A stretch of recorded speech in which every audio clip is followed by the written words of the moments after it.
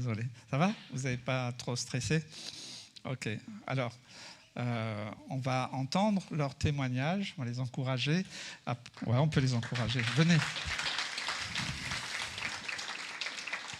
Et puis après, on entendra un chant avant le message, d'accord, Julien? Un des chants que je crois que c'est toi qui as demandé, c'est la bénédiction. Et à la fin, ça sera le chant que Déborah a demandé. C'est qui veut commencer? Pas moi, c'est l'autre. Ok, c'est bon? Je vois que tu es partante. Hein? Okay. On peut l'encourager.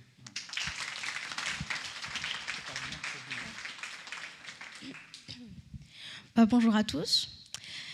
Je m'appelle Déborah. Je suis née dans une famille chrétienne. Depuis toute petite, j'ai toujours cru en Dieu. J'allais à l'église tous les dimanches matins avec ma mère et ma sœur.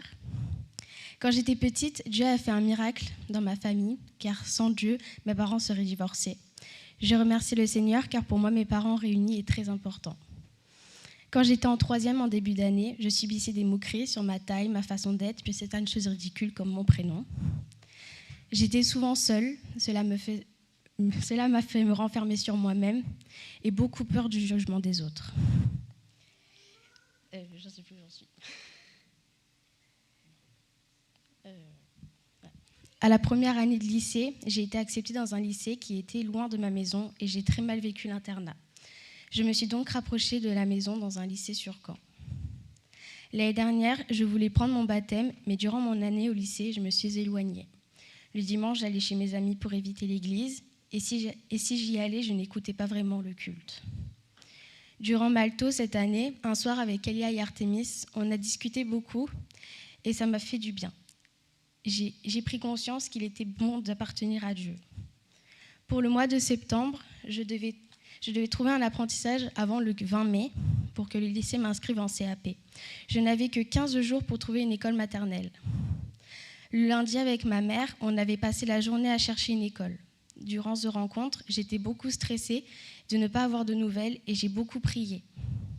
En rentrant le mardi sur la route, j'ai reçu un appel d'une école comme quoi ils me prenaient. Dieu a fait grâce car il a répondu à mes prières.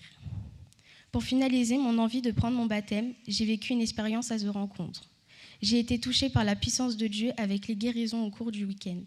Le dimanche, durant la soirée No Limites, j'ai prié pour demander pardon et j'ai reçu la paix, une paix que je n'avais jamais ressentie auparavant. Et c'est à ce moment-là que je voulais suivre Jésus en prenant mon baptême. Je remercie toute ma famille et mes amis, mais particulièrement ma mère, car ma mère a toujours été là pour moi durant ces années un peu compliquées et qui m'expliquait ce que la vie avec Dieu.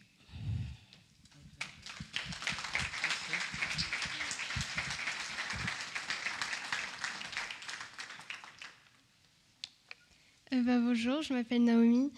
Pour ceux qui ne le savent pas, je viens aussi d'une famille chrétienne. J'ai toujours entendu parler de Dieu et avant, je ne me posais pas plus de questions que ça. Ce que je savais était que lorsqu'on prie Dieu, il nous vient en aide. Et de ce côté-là, j'étais ravie car il m'a toujours donné des facilités dans les domaines où je me lançais. Par le passé, il m'est arrivé de confondre mes facilités avec ma propre valeur. Comme Spider-Man disait, un grand pouvoir implique de grandes responsabilités. Et pour moi, ce grand pouvoir, c'était la créativité et toutes les activités où je me débrouillais.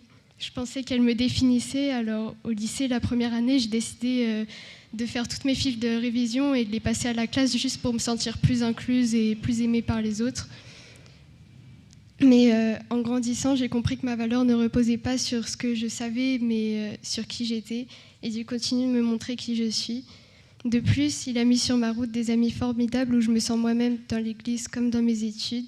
Et aujourd'hui, je vois ces facilités comme une bénédiction. Je suis reconnaissante du soutien que ma famille m'a toujours donné dans ce que je fais. Maintenant, pour en arriver à mon choix de me faire baptiser, ça a pris beaucoup de temps. Plusieurs fois, je me suis demandé pourquoi ceux qui arrivaient tout juste dans la foi vivaient des plus grands miracles que moi. Je les enviais car pour moi, mes expériences étaient trop petites et donc je ne me sentais pas légitime de me faire baptiser, ce qui était un premier frein pour le faire. Puis un autre est arrivé, celui de la remise en question. Au départ, ça partait d'un bon sentiment.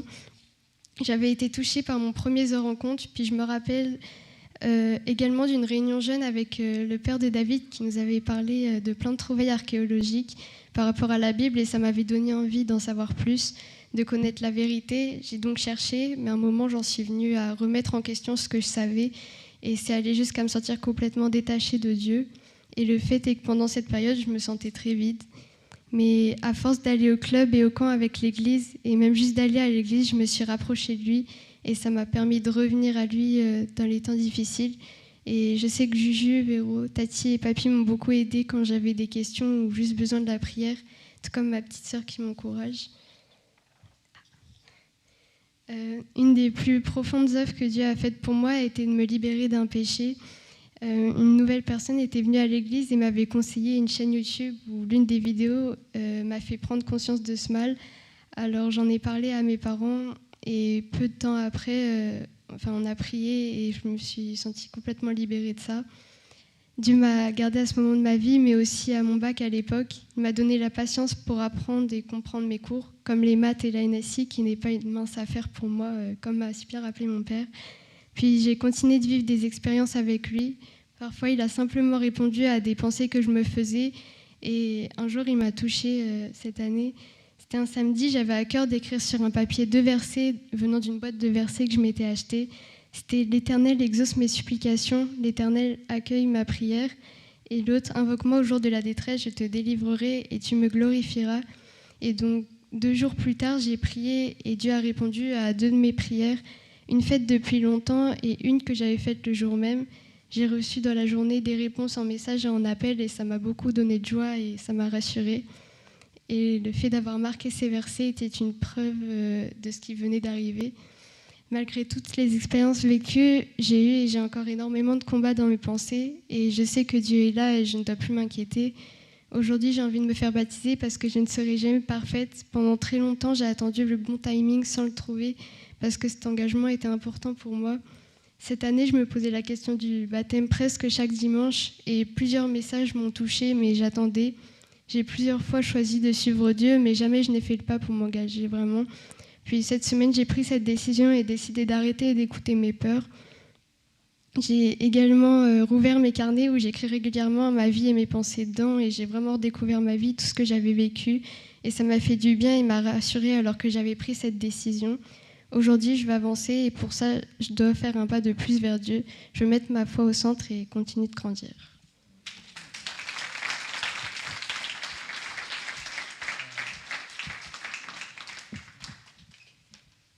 Ok, alors on va quand même prier pour eux, parce que ça va, tout va bien? Tu veux dire un mot, toi?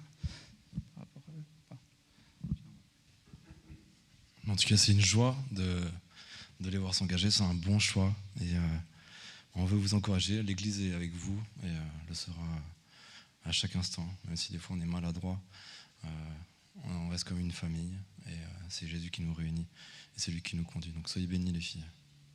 Ok, est-ce qu'on peut se lever et puis on va prier avec eux. Merci Seigneur.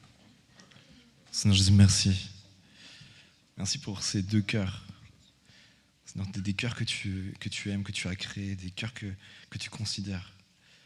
Merci parce que ce matin, ils ont fait cette déclaration officielle devant tout le monde, mais devant toi également, même devant l'ennemi, qu'ils veulent te suivre.